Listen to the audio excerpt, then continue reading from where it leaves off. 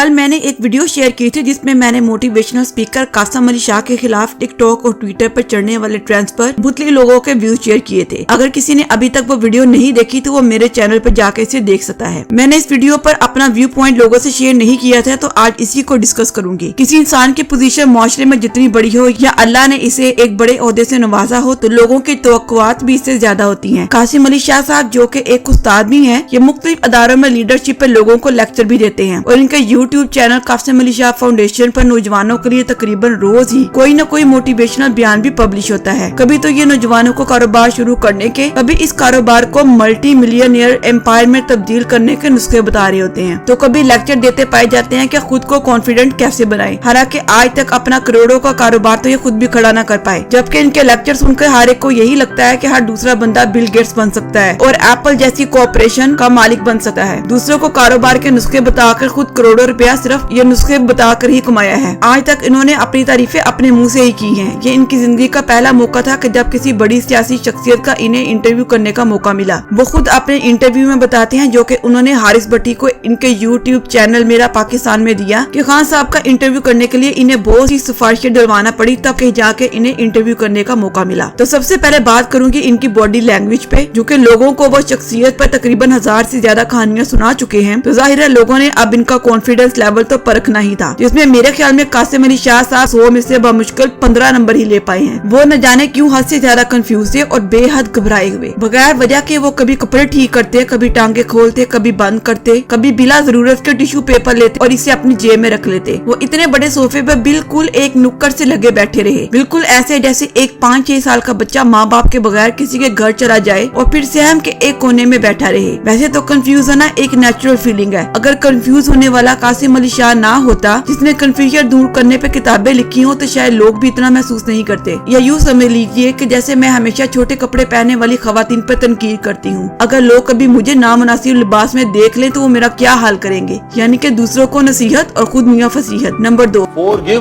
Forget, भूलो आगे निकलो क्योंकि काम बढ़ो। इनका ये कहना कि आप सबको माफ कर दें और आगे चलें, अपनी तालीम के बरक्स कासिम अली शाह की ये बात इंतहाई नामुनासिब थी, क्योंकि अगर एक इंसान से 2 या 3 लोगों को तकलीफ पहुंची हो या जाती रंजिश हो तो चलो फिर तो माफी की बात समझ में भी आती है। लेकिन ये बात तो पूरी दुनिया जानती है कि पाकिस्तान में सिर्फ 2 खानदान सारा पैसा लूट कर खा गए और 25 करोड़ लोगों पे जमीन तंग करके, जिन्होंने 25 करोड़ अवाम की बोटियां नोची हों और दवाई के बहाने लंदन पहुँच गए हों, 25-25 करोड़ में लोगों के जमीन खरीद के अपनी हुकूमत कायम की हो, इन्हें कोई कैसे माफ कर दे। या तो इन सियासतदानों ने अपने गुनाहों से तौबा कर ली हो और कौम को इसका लूटा हुआ पैसा वापस कर दिया हो, तो चलो फिर भी कासिम साहब की माफ कर देने की बात समझ में आती है। मैं ये समझ लेती कि कासिम साहब ने सिर्फ एक बात ही की है, इनका कोई गलत इरादा नहीं था। लेकिन डिटाई के जरा लेवल चेक करें, अगले ही दिन इंटरव्यू देने पहुँच गए और एंकर ने जब सवाल किया कि क्या खान साहब को इंसाफ नहीं करना चाहिए, तो बजाय अपनी गलती तस्लीम करने के जरा इनका जवाब मुलाहिजा फरमाए। पहले तो साबित करें ना यार, अलीम खान सबसे बड़ा डोनर था, तरीन सबसे बड़ा डोनर था, उसको छोड़ दिया।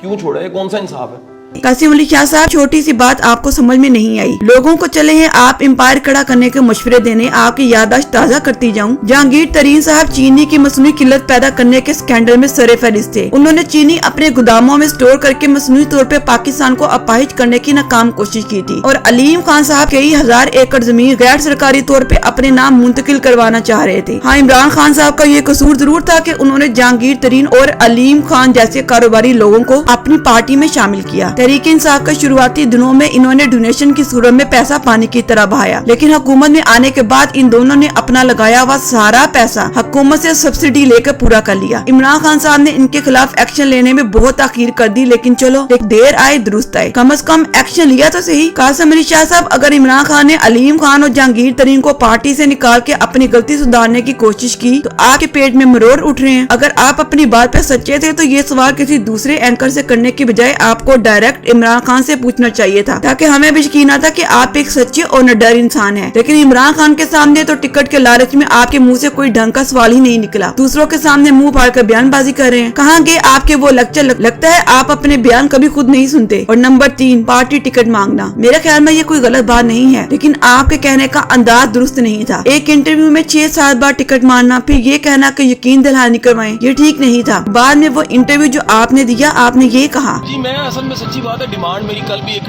मैंने बड़ी मोहब्बत से उन्हें कहा और ये साबित करने की कोशिश की कि देखें जो आम बंदा जिसके पास पैसा नहीं है, जिसकी हाउसिंग नहीं है, जिसके पास रिसोर्सेज नहीं है, उसको भी मौका मिलना चाहिए, उसको भी टिकट मिलनी चाहिए। आप क्या हो जो चिड़िया चुग गई खेत। अगर ये बात थी तो आपको ये बात इमरान खान के सामने कहना चाहिए थी कि पार्टी टिकट की बात तो आप आम आवाम के लिए पूछ रहे हैं। ये तो आपको जब ये कंफर्म हो गया कि आपको टिकट नहीं मिलेगा तब एक दिन बाद आपने पैंतरा बदला और आपको आम नौजवानों का याद आ गया। परवेज आई के सामने ये कहना कि जो आदमी घर नहीं संभाल सकता वो मुल्क कैसे संभालेगा, तो ये सवाल भी आपको इमरान खान से पूछना चाहिए था, लेकिन वहाँ पर तो आप भीगी बिल्ली बने बैठे थे। वैसे कासिम साहब ने इंटरव्यू शहबाज शरीफ का भी किया है। अब देखना ये है कि क्या ये शहबाज शरीफ साहब से पूछेंगे कि जनाब आप दूसरों की बीवियां फंसा के शादियां करते हैं, आप मुल्क कैसे संभालेंगे। और चौथी बात, शहबाज शरीफ साहब फ्लेक्सिबल हैं, परवेज इलाही मामला फहम और इमरान खान ढीठ हट धर्म और जिद्दी। मेरे ख्याल में कासिम अली शाह की ये बात 100% दुरुस्त है। शहबाज शरीफ वाकई फ्लेक्सिबल हैं, तभी तो इतनी दिल जमी से बड़े भाई और फौज के जूते पॉलिश करके वजीर आजम बने हैं। और परवेज इलाही वाकई मामला फहम है, तभी तो जिस पार्टी में फायदा नजर आए इसमें घुस जाते हैं। इमरान खान जिद्दी और हट धर्म है, तभी तो 13 जमातों और फौज की चीखें निकली हैं। पांचवी और आखिरी बेवकूफी, खान साहब के घुटनों को भी हाथ लगाया,